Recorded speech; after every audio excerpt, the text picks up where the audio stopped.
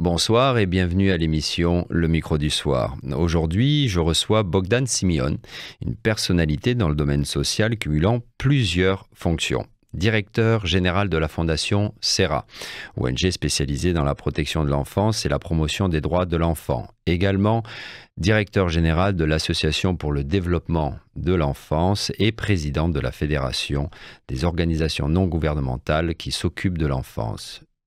Mais je n'ai pas fini. Bogdan Simion est aussi vice-président du Conseil économique et social, la plus haute institution pour le dialogue social en Roumanie, et il est également médecin.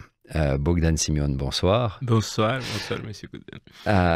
Nous sommes ravis de vous avoir au micro du soir. Alors, dans un premier temps, j'aimerais que nous nous penchions sur vos activités au sein de la Fondation SERA, parce que c'est elle qui apparaît en premier dans les informations que vous m'avez envoyées sur vous.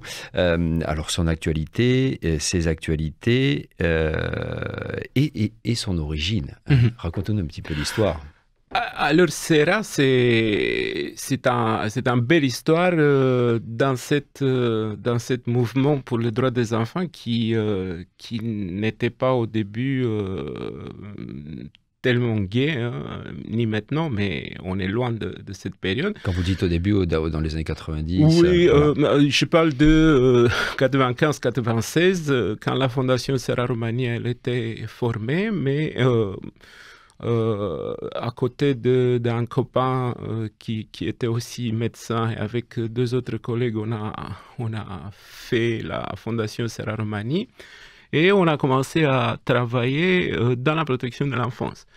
Nous deux, mon ami, mon copain et moi, nous on avait fini l'école médicale en 94 et en 95 on était presque préparés de quitter la Roumanie, parce que ça, c'était le temps là-bas.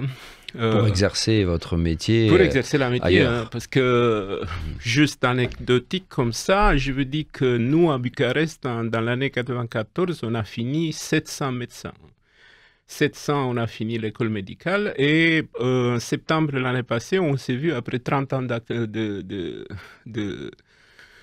d'activité, et plus de la moitié, ils sont à l'extérieur de Roumanie. Et on a dit en 95... de cette promotion, de cette promotion. Ils sont partis. Alors, on a pensé que... Parce qu'on a travaillé comme bénévole depuis les dernières années de la faculté, et dans les fameux orphelinats de Roumanie, tristement fameux. Et on a dit, mais... essayons de faire une petite fondation, de voir si on peut résoudre quelque chose, et après on va se retourner vers la médecine. Et à vrai dire, depuis 1996, c'est une longue histoire de SERA. SERA, elle a été inspirée par une association française. SERA, c'est un acronyme, c'est Solidarité Enfants Roumains Abandonnés. C'était une association qui était très active à cette temps-là, jusqu'à 2002, quand SERA France a fusionné avec CARE, une membre du réseau CARE international, une des plus grandes ONG du monde. Et on a travaillé dans la protection de l'enfance de ce temps-là, avec pas mal de résultats dans tout ce qui concerne la fermeture des anciennes institutions, le développement des services sociaux, le développement de la protection des droits des enfants ici, en Roumanie. Avec un financement qui venait surtout de la France? Un financement principal qui venait de France et qui vient toujours de France, mais on a on a fait beaucoup d'appels aussi à des autres sources de financement, la Banque mondiale, des fonds américains, des fonds européens bien sûr, mais aussi des contrats gouvernementaux en ce qui concerne l'action sociale et tout ça. Penchons-nous précisément sur le sujet principal de vos activités, l'enfant, notamment celui qui est le moins bien loti, qui est en carence, que ce soit en carence affective ou matérielle. Si vous deviez faire un bilan, alors je ne sais pas si la période est adéquate, mais sur les 5 ou alors peut-être les 10 dernières années, quel serait ce bilan, les progrès, et là où vous sentez que ça patine toujours ou que malgré les efforts, il y a toujours des choses qui ne fonctionnent pas? Écoutez, un ONG, il ne peut jamais dire que le problème est résolu, hein, parce que sinon, il perd l'objectif de sa existence. Mais disons que la Roumanie a passé dans les derniers 30 ans par des transformations énormes. Il ne faut pas oublier que, pour exemple, Ceausescu nous avait laissé avec autour de 400 institutions résidentielles pour l'enfant. On parle ici de pouponnières, de maisons d'enfants, de toutes sortes. Ce qui représentait à peu près combien d'enfants?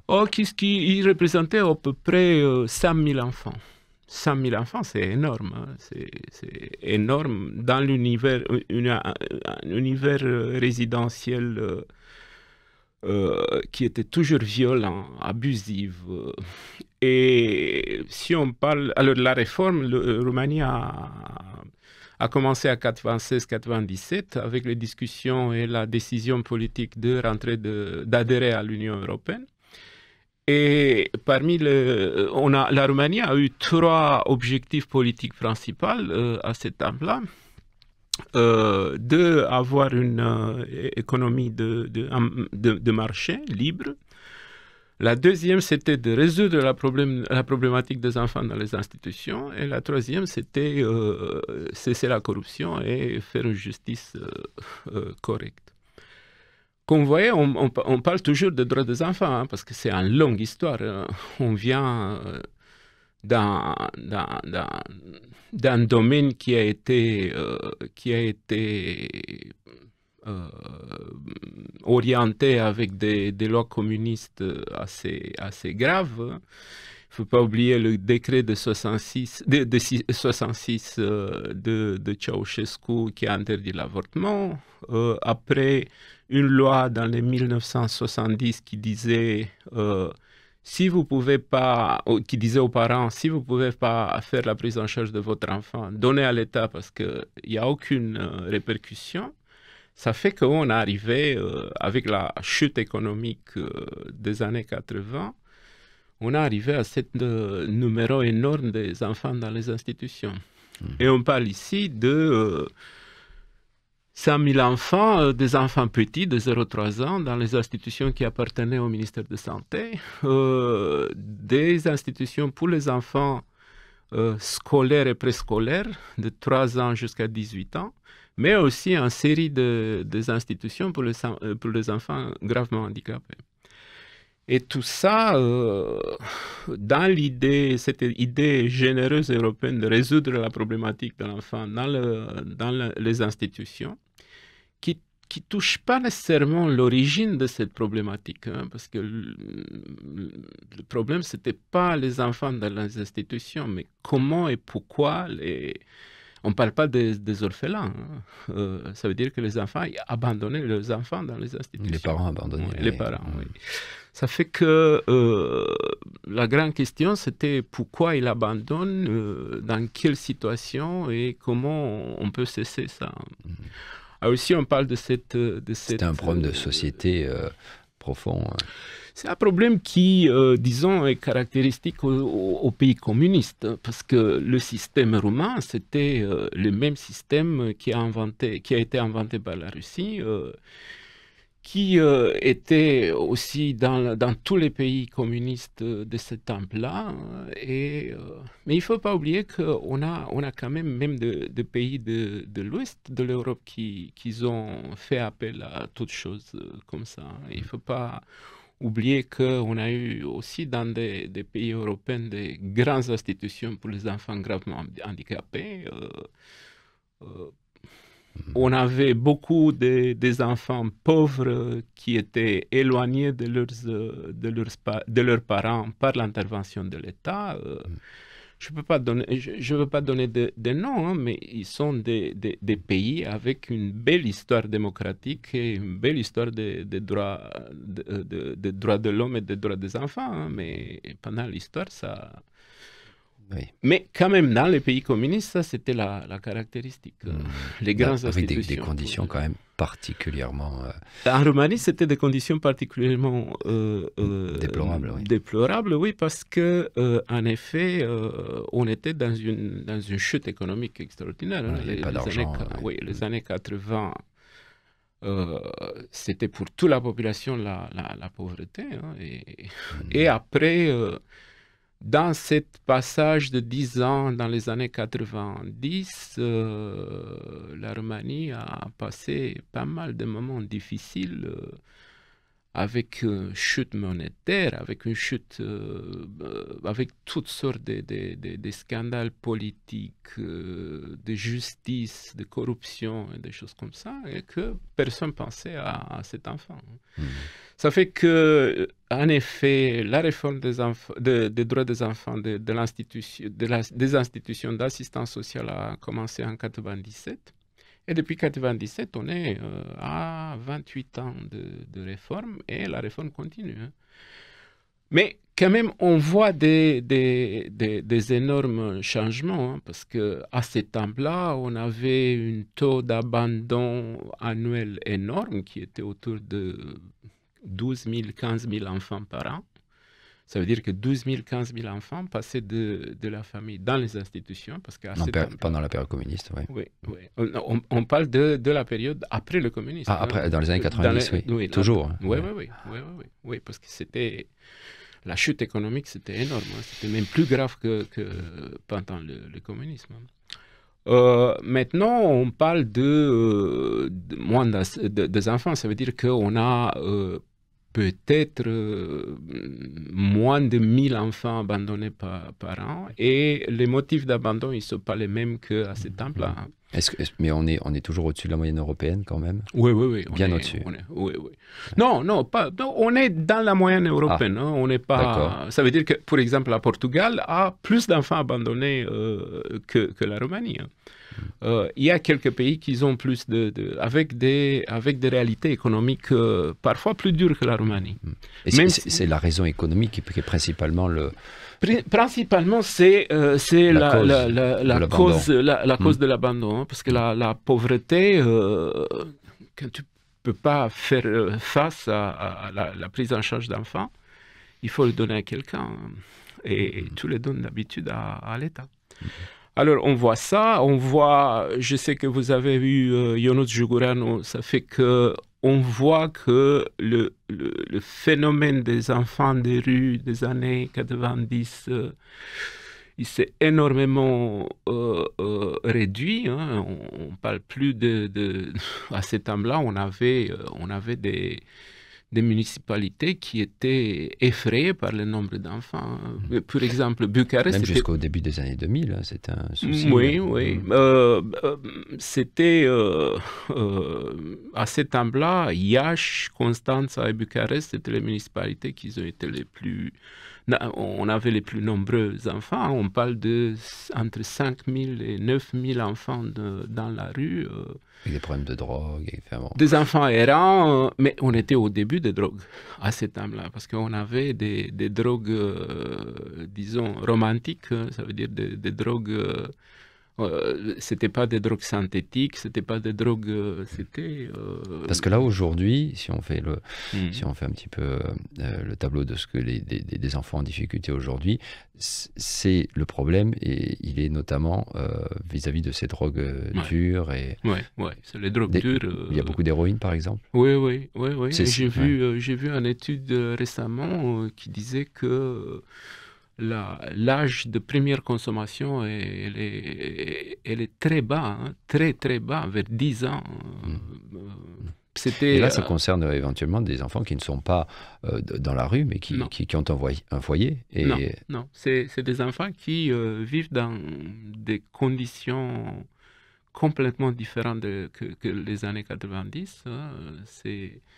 Et c'est des enfants qui ont... on voit sur les statistiques... Donc, qui ont un foyer, mais qui est un foyer dysfonctionnel. Oui. C'est ça. Ouais. Ça veut dire qu'en avant, dans cette année-là, on voyait des enfants qui arrivaient dans le système à cause de dysfonctionnalité familiale, de cette fuite économique des familles vers l'Ouest et tout ça. Maintenant, on parle de changements psychologiques dans la famille, on parle des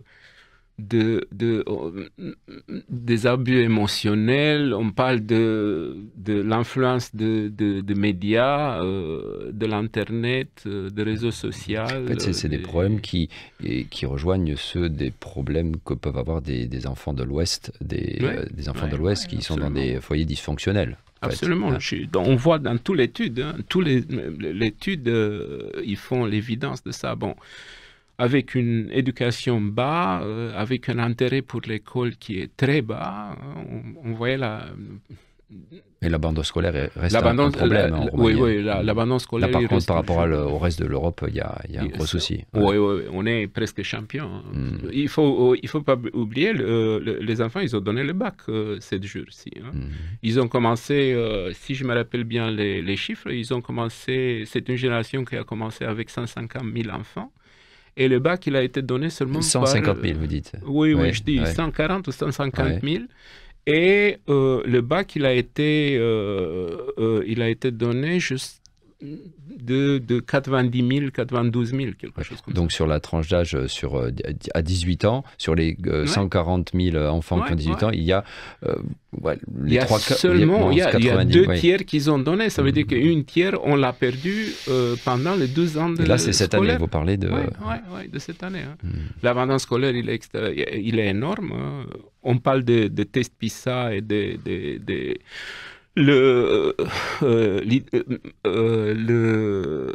comment ça s'appelle, je cherche le mot en roumain, même pas en français, l'analphabétisme fonctionnel, qui est aussi énorme. Ça veut dire que les problèmes sociaux, ils sont changés. Dès que la Roumanie a commencé à évoluer, parce que si on parle de la manière économique, on est loin de cette temps-là, ça veut dire qu'on se retourne vers une économie qui essaye de consolider la classe moyenne et tout ça. Ça reste toujours des discrépances entre le rural et l'urbain, avec une problématique pour les droits des enfants, avec une problématique éducative, une problématique de santé. Donc, est-ce que vous diriez, on va dire grosso modo, que les problèmes touchant l'enfance, la nature des problèmes rejoint celles qu'on peut trouver dans des pays ou dans des régions d'Europe de l'Ouest pauvres, mais c'est accentué en Roumanie, de par l'histoire et parce qu'il y a des différences entre l'urbain et le rural qui sont importantes. Absolument. Ça, on le voit avec... ça veut dire que si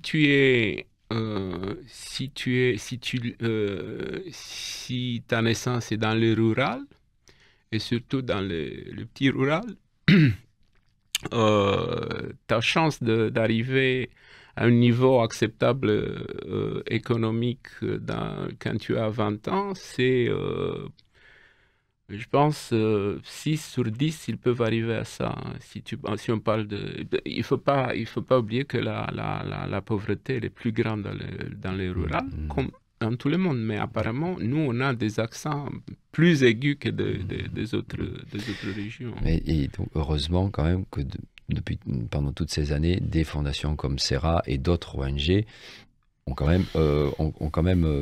se sont bien développées par rapport à la fin des années, enfin au début des années 2000 même. Il y a quand même un circuit, tout un domaine d'ONG qui s'occupe de... Oui, absolument. Les ONG, et surtout dans l'assistance sociale, dans tout ce que ça veut dire enfants, handicap et tout ça, les ONG, ils sont parmi les ONG progressistes et les ONG qui ont aidé énormément l'État. Mais si on s'objectivise un petit peu, on se demande si les ONG, si c'est la réponse correcte. Parce que si on voit, par exemple, des ONG qui construisent un hôpital, mais l'État roumain ne fait pas ça, si on voit que, par exemple, le prise en charge... les prises en charge pour les cas terminaux, dans les phases terminales, l'État n'a pas de services, mais on a par contre quelques ONG qui ont les vrais services pour les le problème, c'est que les ONG palliatifs. Peuvent être en manque de financement à un moment donné, et donc ces compensations sont fragiles. C'est ça, c'est ce que vous dites, le problème. Peut-être de remplacer l'État, c'est aussi un... Ça c'est pas un développement normal. Hein. Voilà, ça c'est d'un côté. De l'autre côté, c'est parfois, si on parle des droits des enfants et de ce système d'assistance sociale, on dit que les ONG, ils sont les champions. Ça veut dire que moi, j'ai dit sans faute dans les derniers 30 ans que les ONG, ils sont les moteurs de la réforme faite par l'État roumain.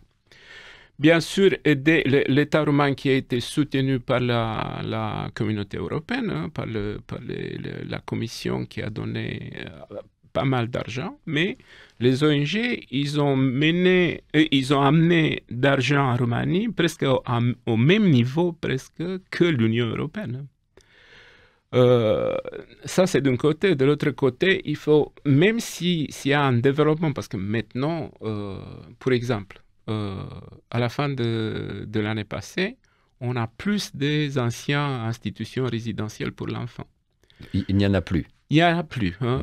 On a parlé de 100 000 enfants dans les années 80. Maintenant, dans les institutions résidentielles, il y a autour de 10 000 enfants. C'est énorme comme évolution, de 100 000 à 10 000 dans 28 ans. De 100 000 à 10 000, vous dites. De 100 000 dans les années 90. Maintenant, on a autour de 10 000. À ce temps-là, on avait la seule possibilité de faire la prise en charge des enfants, c'était seulement dans les institutions résidentielles. Maintenant, on a autour de 10 000 dans les institutions résidentielles, qui sont plutôt des appartements ou des petites maisonnettes, hein, avec 12 places au max. À ce temps-là, on parlait des institutions de 400, 600 enfants, 800 enfants. C'était énorme.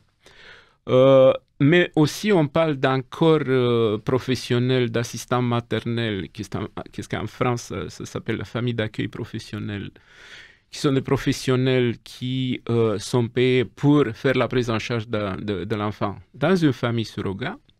Et on parle autour de 11 000, 12 000 assistants maternels. Et encore, on parle de 11 000, 12 000 de familles, familles bénévoles qui accueillent les enfants. Ça veut dire que le système, il a autour de 30 000 enfants. Mais dans les institutions résidentielles qui sont les plus maudits, il n'y a que 10 000. Ça veut dire que le système, il a énormément évolué. Et la cause principale, le moteur principal, je dirais, à part de... je ne peux pas dénier l'intérêt de l'État et sa pouvoir législatif.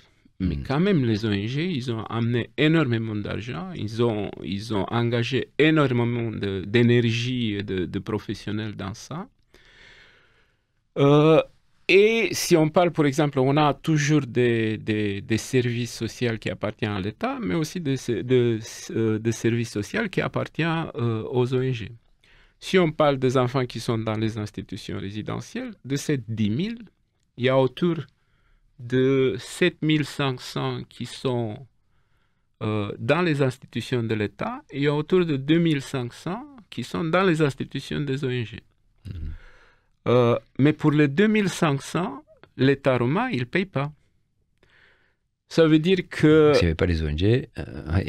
Non, mais qu'est-ce que j'ai dit, c'est que cet enfant qui arrive dans les institutions, il arrive comme en France, par deux mécanismes. Un mécanisme administratif, c'est la Commission de protection de l'enfance, qui place l'enfant dans de certaines circonstances dans l'institution, sans perdre la liaison avec les parents. Mais pour la plupart, c'est une séparation de parents. C'est une chute temporaire ou permanente, un déchute de droit parental. Et ça, c'est une décision de juge d'enfant. Ça veut dire que le juge d'enfant, il peut prendre la décision qu'un enfant roumain, qui est un citoyen avec des droits égaux avec tous les autres citoyens, ils peuvent être amenés et placés dans une institution de l'ONG, mais l'État roumain,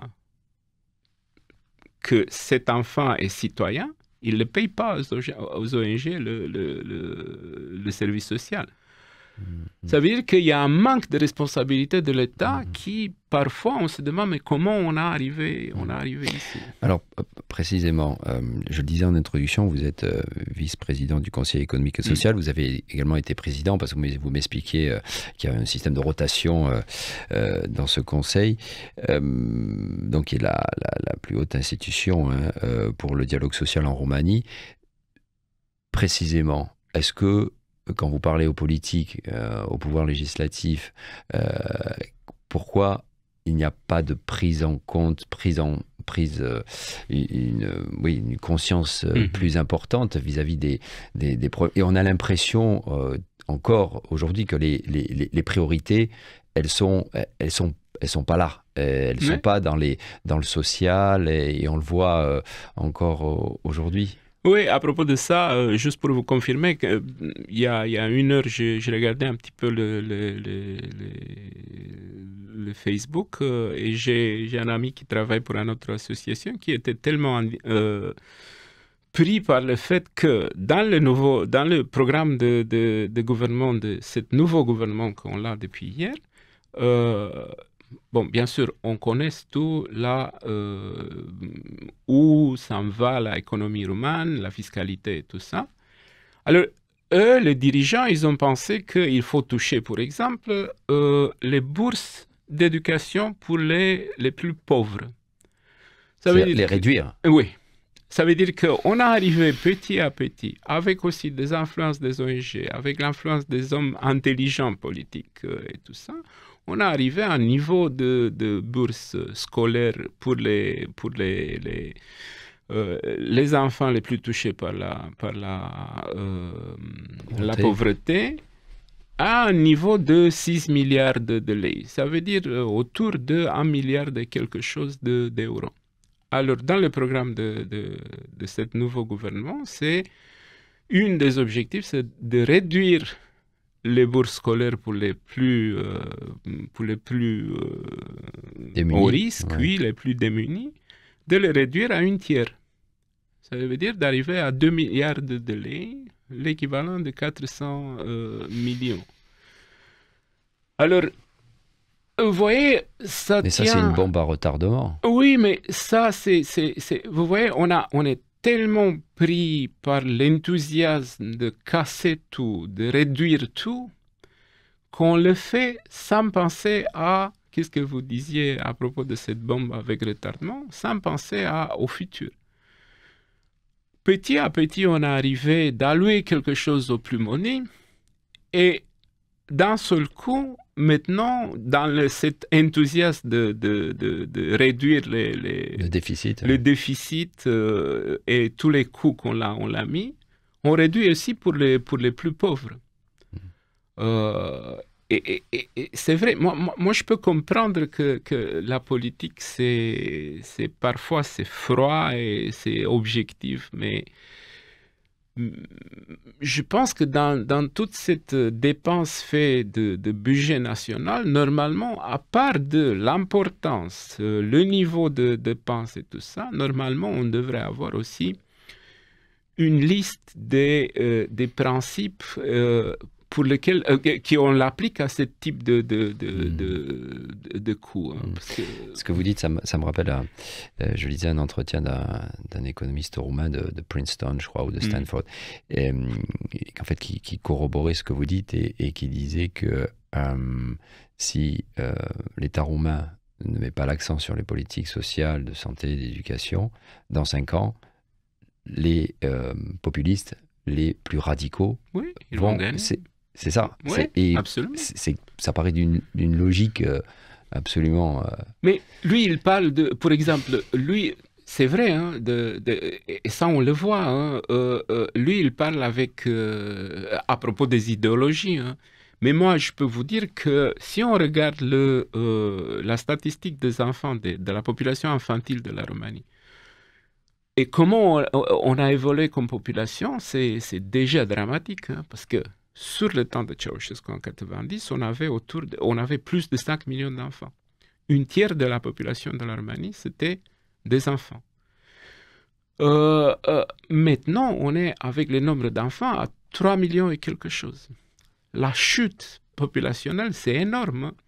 Même l'Institut de statistique, l'Institut national de statistique a fait des appels, a dit que vers l'année 2050, on va être que 12 millions. Ça veut dire que c'est un enfer démographique qui se passe, sans avoir de politique familiale. Et vous, les jeunes parents éventuellement que vous rencontrez, c'est ça, c'est...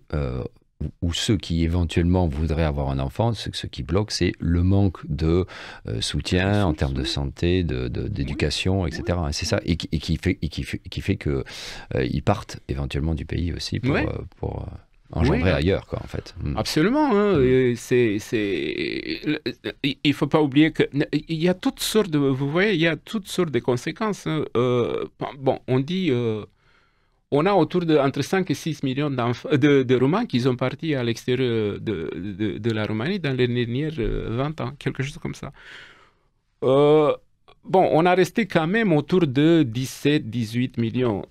C'est pas en chute, mais c'est en chute avec, c'est comme vous disiez, c'est un bombe avec retardement, hein, parce que c'est pas les plus vieux qui sont partis. C'est les plus fertiles qui ont parti. C'est des familles avec... On a vécu, dans les années 2000, on a vécu la période avec les enfants laissés tout seuls ici en Roumanie par leurs parents. Et on avait des statistiques officielles, soit de l'administration centrale, soit de l'UNICEF, qui parlaient des chiffres... très grave. Hein. Pour exemple, l'Autorité nationale de protection de l'enfance disait qu'on a dans les années 2000, on a autour de 60 000 enfants laissés tout seuls par leurs parents. Au début des années 2000. Au début des années 2000. 60 000 enfants laissés tout seuls. Hein, avec... sur la légalité, je ne discute même pas la légalité. Hein, parce que normalement... Si le parent il n'est plus là-bas, il n'est plus présent dans la vie de l'enfant, normalement l'État il devrait mettre une mesure de protection. Soit il le met officiellement avec des papiers documentés aux grands-parents ou la famille élargie ou ça, ou il le prend dans le système de l'assistance sociale. Mais ça c'était l'autorité nationale parce que au pôle contraire, l'UNICEF, à cet temps-là, il disait qu'il y a autour de 250 000 enfants laissés tout seuls. Et de ces 250 000 enfants, on avait 130 000 laissés tout seuls par les deux parents. N'importe quel chiffre, 250, 130 ou 60, c'est des chiffres effrayants. Et bon. Et aujourd'hui ? Aujourd'hui, c'est mieux. Aujourd'hui, c'est mieux parce qu'apparemment, la migration économique, elle a beaucoup descendu en nombre, en numéro de familles. Moi, j'ai vu des statistiques de l'année passée, il y a 2 ans, qui confirment la croissance économique de la Roumanie. Ça veut dire que, si je me rappelle bien les chiffres... il y a moins d'émigration également. L'année passée, on a eu 200 000 personnes qui sont revenus, la différence entre les personnes qui ont quitté la Roumanie et les personnes qui sont arrivées en Roumanie, c'était 200 000 plus. D'accord. Ça veut dire qu'on est peut-être à cause des conditions économiques meilleures qui existent maintenant en Roumanie, peut-être la tensions sociales qu'il y a dans beaucoup de pays de l'Europe de l'Est. Ça c'est positif parce que donc ça, c'est de bon augure. De bon augure, oui, mais qu'est-ce que j'ai dit, c'est que, vous voyez, si vous regardez un petit peu l'arbre populationnel de la Roumanie, qui est d'habitude comme un sapin comme ça, tu vois la génération de 67, 68, 69 qui est énorme. Ça, c'est la génération de fameux décrets de Ceausescu, dans lesquels, alors, à cet temps-là, la démographie dit que on avait le nombre de nouveau-nés sains dans l'année 65-66, c'était autour de 200 000 enfants par année. Alors, le décret, Ceausescu était effrayé par le fait que la population de ce pays communiste va décroiser et qu'il va être un président sans avoir le peuple. Ça fait qu'il a donné cette fameux décret. Et ça fait qu'en 66... Qui est obligé, pardon, excusez-moi, qui est obligé aussi les enfants à avoir 5 enfants, c'est ça? Ça, c'est peut-être pas exactement ça. Il médaillait les femmes qui avaient plus de 5 ans. C'était des mères héroïnes. Voilà, qui avaient plus de 5 enfants. De 5 enfants, oui. Mais il a interdit l'avortement, et notamment l'avortement, c'est pas les mêmes accents que maintenant. L'avortement en 66, c'était la principale méthode contraceptive. Parce que les pilules, ils ont arrivé dans ce monde, les 65, 66, on n'avait pas les pilules à cet temps-là. Alors, ça fait qu'en 67 et 68, dans 2 ans, au lieu d'avoir 400 000 enfants nés en Roumanie, on a eu 1,5 million d'enfants nés. Ça veut dire 4 fois la démographie normale. Et on le voit dans le sapin, dans les pyramides des âges, on le voit. Hein. Et ils vont sortir. Moi, je suis né en mars 67. Je ne suis pas le réponse populationnelle de décret. Mais tous les enfants qui ont été nés après l'été de 67 sont les réponses populationnelles de ce décret. Alors, nous, on sort à la retraite autour de 65 ans. Hein. Alors, 65 ans, ça veut dire dans 2032. Dans 2032-2033, toute cette génération va sortir à la retraite. Cette génération, populationnellement, c'était une population qui a bien travaillé pour la Roumanie. Mais quand on va sortir à la retraite, on ne sait pas exactement qu'est-ce que ça va se passer. Parce que la population... Il n'y aura pas suffisamment de cotisants. Ouais. Voilà, c'est ça. Et on voit aussi, pour les années 2000, quelque chose, on voit que cette tranche d'âge, ils sont de plus en plus faibles. Hein, parce que les femmes fertiles, les hommes très jeunes, ils ont quitté la Roumanie à travailler ailleurs. Et ils ont fait des enfants ailleurs, pas ici en Roumanie. Hein. Ça fait que normalement, on devrait prévoir et on devrait pas seulement prévoir qu'est-ce que ça va se passer économiquement, mais comment on va réagir à toute cette chose. Mm-hmm. Pour exemple, comment on va faire la prise en charge de cette tranche d'âge de 2 ans des vieux, hein, parce qu'on va être vieux dans un moment. Ouais. Qu'est-ce que ça va passer? Et quand vous tenez ce discours-là à des politiques qui sont dans l'exécutif, qu'est-ce qu'ils vous disent? Écoutez, dites-moi, quel est l'âge moyen d'un politicien en France? Ah, je ne pourrais pas vous répondre. Non, mais l'âge moyen dans lequel il est actif dans la politique. Vous avez des politiciens qui pensent pour les futurs 20 ans, ou il y a des politiciens qui pensent seulement pour les futurs 4 ans?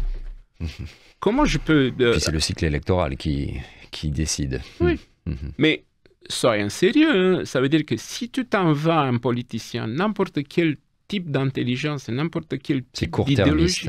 C'est court-termiste. Il est un court-termiste. Hein. Il ne va pas penser, tu le dis, mais dans 20 ans... Et c'est ce que vous voyez concrètement quand vous discutez avec ce genre de personnes. Alors que l'argument est j'allais dire, est imbattable. Ouais. Ça veut dire que eux, ils s'en foutent complètement de qu'est-ce que ça va se passer pour les futurs 20 ans. Surtout de la croissance économique. Et voilà. Alors, si on voit les hommes politiques, qui arrivent à un certain haut niveau, ils sont d'habitude de 45 jusqu'à presque 60. Mais lui, si on... Ils ont des enfants. Oui. Donc, ils peuvent quand même essayer de se projeter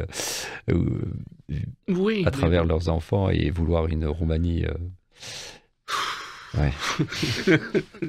Ça veut dire que le discours, il est toujours difficile à le tenir, hein, parce que tu dois avoir un homme politique qui n'est pas tellement tracassé par la vie politique. Mais nous, on est tracassés par la vie politique, comme vous voyez, et qui peuvent réfléchir à qu'est-ce que ça va passer dans 10 ans, 15 ans, 20 ans. Normalement, on devrait avoir dans l'administration centrale quelques commissions, quelques sages, quelques nucléos de sagesse où ils peuvent penser à ça et donner des indications. Et ça n'existe pas? Non. Moi, je n'ai pas vu. À propos du Conseil économique et social... Vous êtes une des personnes rares, peut-être, sans doute, qui... Oui, mais moi, je ne suis pas... Moi, j'ai refusé complètement d'être politique. Oui. J'ai refusé complètement parce qu'on a eu tellement de... Mais vous êtes un conseiller qui est écouté. Oui, mais je ne suis pas le mec qui signe la loi. Hein. Je ne suis pas... Je vous donne l'exemple de... on a travaillé dans les dernières 3 ans et demi. On a demandé... On a rencontré une ministre de Travail qui était intéressée par l'assistance sociale. Et qui pensait aux enfants, qui pensait aux vieux, aux handicapés, aux personnes avec des disabilités et tout ça. Et on a dit, mais écoutez, on a une loi de l'assistance sociale qui existe depuis 2011 et qui n'est pas respectée. Elle me dit, mais qu'est-ce que ça veut dire qu'il n'est pas respecté? Ça veut dire que dans cette loi de 2011, on est maintenant en 2025. Ça veut dire depuis 14 ans, on devrait avoir un service public d'assistance sociale dans chaque municipalité. N'importe quel rural ou urbain, on devrait l'avoir. On devrait avoir d'assistance sociale qui peuvent nous donner la photo exacte de tous les risques sociaux qu'on a dans les institutions. Mais depuis ce temps-là, même si l'État roumain il a approuvé, il a signé, il a publié cette loi, l'État roumain, il s'en fout complètement de cette loi. Ça fait que, par exemple, en Roumanie, ça existe autour de 2700 et quelques communes, où je vous disais que le risque social, il est plus aigu que dans l'urbain. Et dans toute cette commune, on devrait avoir au moins une assistance sociale qui, normalement, devrait tirer les sonnets d'alarme pour les vieux, pour les enfants et tout ça. Mais il y a 3 ans et quelque chose, on avait de ces 2700 communes, on n'avait que 300 communes qui avaient d'assistance sociale, des services sociaux, malgré la législation qui était obligatoire pour le maire d'avoir cette assistance sociale. Et on a parlé avec elle, on a dit, mais bon, écoutez, le ministère du Travail, il regarde sénioral comme ça le système et il ne veut pas faire il veut pas appliquer la loi. Je dis, essayons de faire en sorte de commission entre les fonctionnaires publics et les ONG qui sont les spécialistes des ONG qui sont les plus ouverts, et essayons de changer la loi.